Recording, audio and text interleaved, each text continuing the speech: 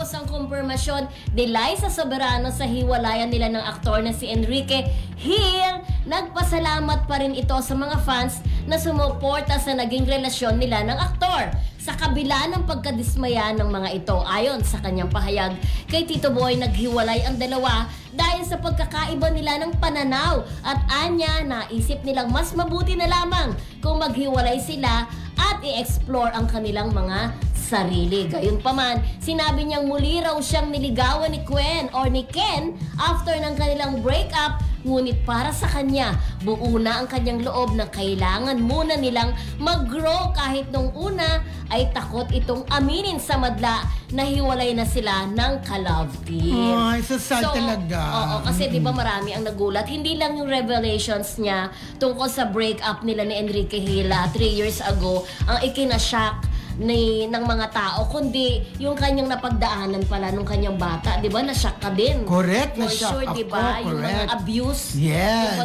Hindi magaganda mga pangyayari sa buhay niya. Oo, yung na-abuse nga siya nung bata siya. At na-maltrato, di ba? Maltreatment, ganon. May mga tao kasi may mga netizen, Rodel, na parang tinitake pa against sa kanya.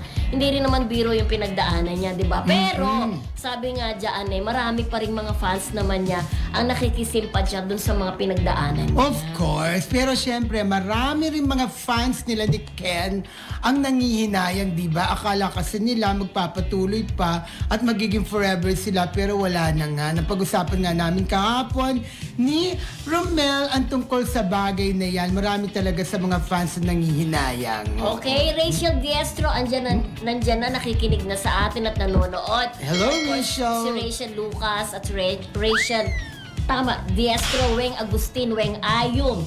Ate Carmen Dulalas, di ba? Lola Chicadora, of course.